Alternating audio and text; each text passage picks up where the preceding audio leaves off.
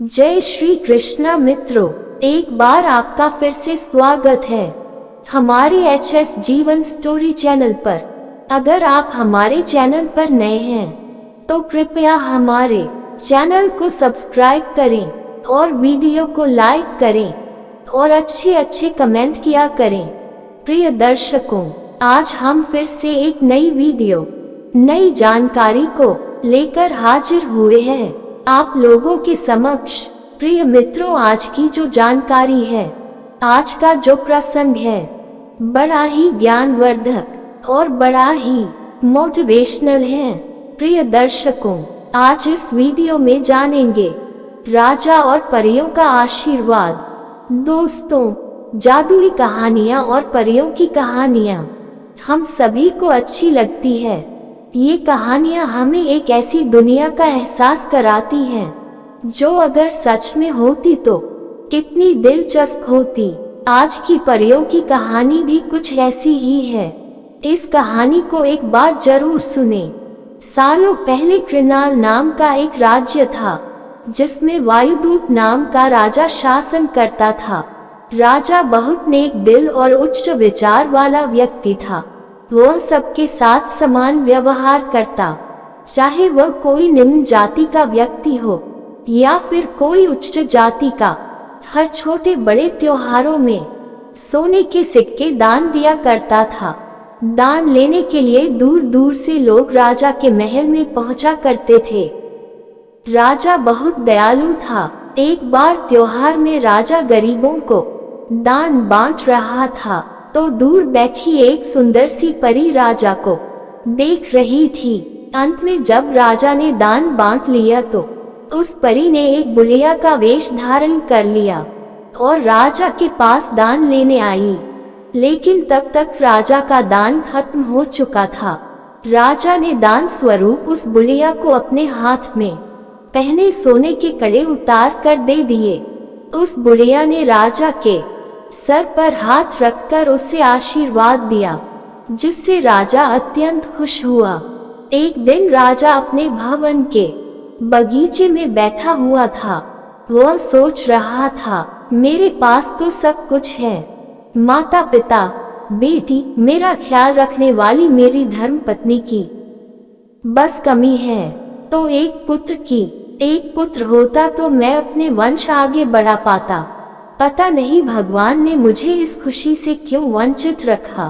वह अपनी सोच में डूबा हुआ था कि कहीं से उसकी गोद में एक सेब आकर गिरा।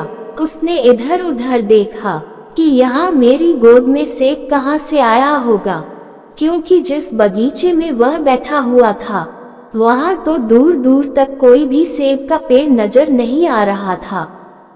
तो ये सेब यहाँ कहाँ से आया होगा। तभी राजा को दूर बहुत सारी परियां दिखी। उसमें से एक भूरी आंख वाली परी राजा के सामने आई और उसने राजा को बताया कि जिस बुढ़िया को राजा ने अपने सोने के कड़े दान दिए थे वो परी वही है। उस परी ने राजा से कहा, तुम एक साफ दिल के इंसान हो और मुझे पता है कि तुम्हें पुत्र प्राप्ति की इच्छा है। ये सेब मैंने ही तुम्हें दिया है, इसे तुम अपनी पत्नी को खिलाना, जिससे 9 महीने बाद तुम्हें पुत्र रत्न की प्राप्ति होगी। लेकिन मेरी एक बात याद रखना, तुम्हारे भाग्य में पुत्र रत्न का सुख नहीं है, परंतु तुम बहुत दान करते हो, सबकी सहायता के लिए आगे रहते हो, इसलिए मैं तुम्हें इस सुख से वंचित नहीं रखना चाहती हूँ। तुम्हारा पुत्र केवल 21 वर्षों तक ही जीवित रहेगा। राजा परी की बात सुनकर दुखी हो गया और बोला, ऐसे सुख का क्या फायदा, मुझे पुत्र मिलेगा तो भी कुछ पलों के लिए। मैं अपना बुढ़ापा किसके सहारे काटूंगा। कृपया इसका कोई उपाय बताए ताकि मेरा पुत्र जीवित रह सके। राजा ने बहुत उदास स्वर में परी से फिर से कहा, मुझे उपाय बताने का कष्ट करें। राजा की पीड़ा देख परी बोली, जब तुम्हारे पुत्र की 21 वर्षों तक जीवित रहने के बाद उसकी मृत्यु होगी तो तब तुम उसे एक बड़े से संदूक में रखकर उस संदूक के चारों ओर पानी के घड़े रखकर उस संदूक को किसी को बिना बताए बगीचे में कहीं रख देना। इतना कहकर वो परी वहां से चली गई। राजा भी उदास मन लेकर अपने महल में आ गया। उसने ये सब बातें अपनी धर्मपत्नी को बताई। पुत्र प्राप्ति की बात सुनकर उसकी पत्नी ने वो सेब खा लिया। 9 महीने बाद राजा को पुत्र की प्राप्ति हुई। राजा अपने पुत्र को देखकर इतना खुश था कि वो ये बात भूल गया कि उसके पुत्र का जीवन काल सिर्फ 21 वर्षों का ही है। उसने अपने महल में भव्य आयोजन रखा। जश्न में शामिल होने के लिए दूर दूर से मेहमान बुलाए गए। खुशी में डूबे राजा ने अपने पुत्र का नाम शिव रखा। धीरे धीरे समय बीतता गया। राजा बूढ़ा हो गया और राजकुमार शिव 21 साल के हो गए। राजकुमार काफी अच्छे स्वभाव के थे। उनके लिए दूर दूर से राजकुमारियों के विवाह के प्रस्ताव आने लगे। राजा ने अपने बेटे का विवाह दूर देश की राजकुमारी से करा दिया, जो कि सर्वगुण संपन्न थी, बहुत बुद्धिमान थी। उसका नाम नैना था। एक दिन राजा को ध्यान आया कि उसके पुत्र को कुछ ही दिनों में 21 वर्ष पूरे होने वाले हैं। राजा चिंतित हो गया।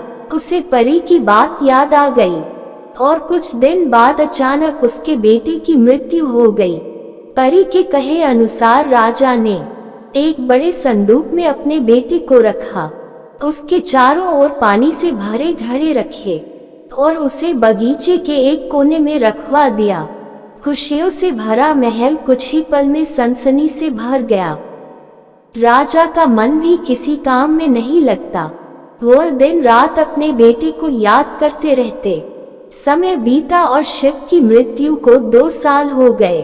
एक दिन महल में एक आदमी आया जो कि दिखने में बहुत गरीब था। उसने कुछ खाने को मांगा। नैना ने उसे भोजन कराया, कुछ वस्त्र दिए, सोने के सिक्के दिए। जब वो गरीब व्यक्ति महल से जा रहा था तो नैना की नजर उस आदमी की उंगली पर पड़ी जिसमें उसने सोने की अंगूठी पहनी थी, और वह अंगूठी हुबहू वैसी ही थी जो उसके पति शिव पहना करते थे। नैना ने उस आदमी को आवाज दी और पूछा, यह अंगूठी तुम्हें कहाँ से मिली? ये तो मेरे पति की है, जिन्हें संदूक में बंद करके बगीचे में रखा है। उस आदमी ने डर से सारी बातें बताई और बोला, ये मुझे उसी संदूक के पास मिली। नैना ने ये सुनकर वहां जाने की जिद की। उस आदमी ने कहा, वह बगीचा अब घने जंगल में बदल गया है। मैं वहां दोबारा नहीं जाना चाहता हूँ, लेकिन मैं आपको दूर तक छोड़ जरूर दूंगा। वह व्यक्ति नैना को वहां छोड़कर आ गया। नैना ने देखा कि उस संदूक के पास बहुत सारी परियां हैं।